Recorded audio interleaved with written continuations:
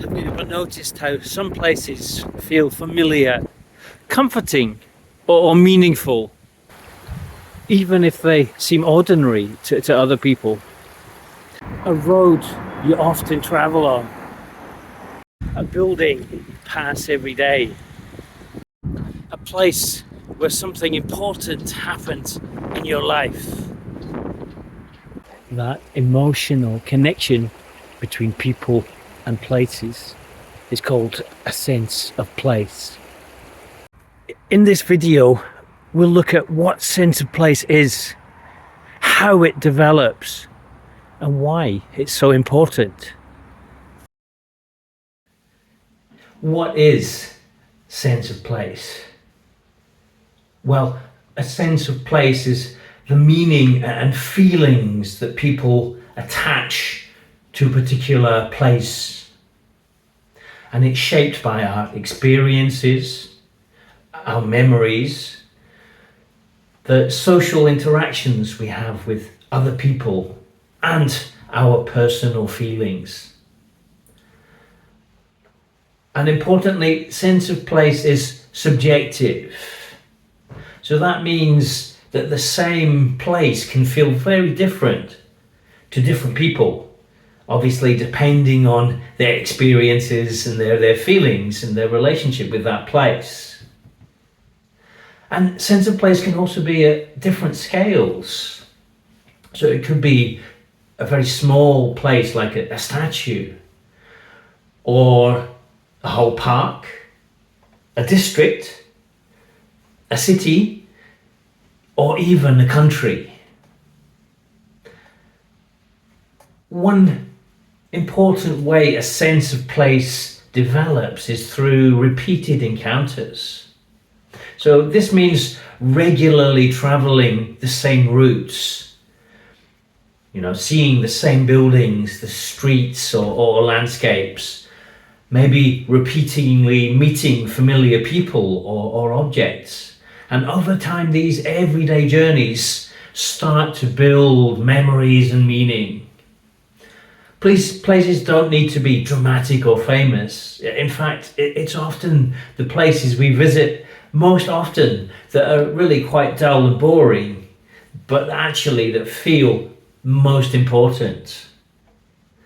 For example, a simple route to work, school, or home can become closely linked to feelings of comfort, of routine, and belonging. Or perhaps even stress, negative feelings. And these repeated encounters slowly shape how we feel about a place. And just in my local park, which is where I come almost every day after work, so it's a place I know really well and have a very strong sense of place for.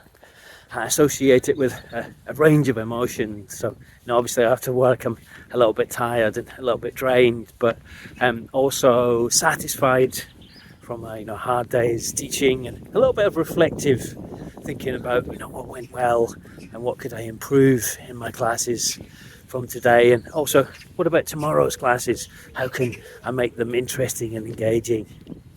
And it's also a place where we see the passing of the seasons. So right now, it's just at the end of winter, so the trees are leafless, but all around the signs that the spring is on the way. So the daffodils poking up through the grass, not yet flowering, but the crocuses are out, the first ones I've seen of the year, and that's always the sign that the spring is coming.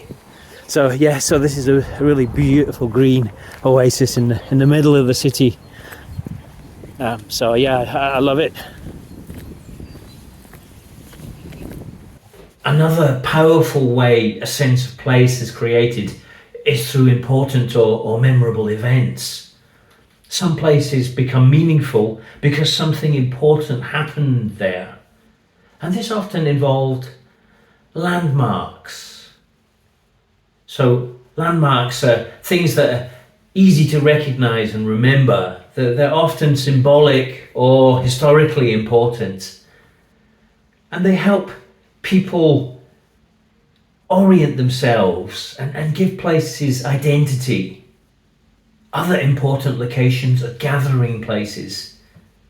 These are places where people come together, like town centres, parks, stadiums, community spaces.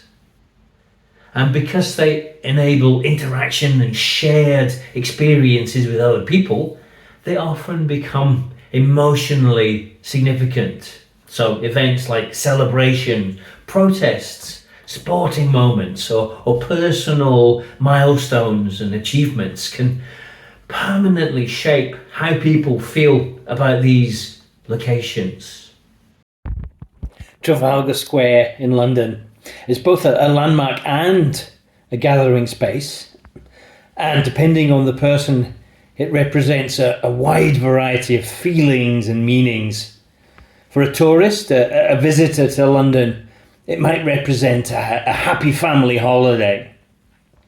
For a Londoner, it's where many of the night buses leave from, so maybe it represents a joyful night out with friends. And it's also a place of many protests, so it could represent some people's ideals and beliefs. One place, many meanings, many feelings, many senses of place. So, why does this all matter? Well, sense of place matters because it affects how people value and treat locations. So when people feel strongly connected to a place, they're more likely to protect it from unwanted change or feel a strong sense of local identity. On the other hand, the opposite is true if people have negative feelings about places. So for example, places where people regularly throw rubbish often attract others to do the same because of those negative feelings they have about the place. And this is why sense of place is important to urban planning, regeneration projects. Regeneration is not going to work unless people have a strong sense of place. The same is true for conservation and obviously tourism as well. And when developments ignore local meaning, people can feel disconnected, like their place is losing its identity. So, the sense of place isn't just about geography, it's about human experience and how it makes you feel. Places aren't just where things happen, they're part of who we are.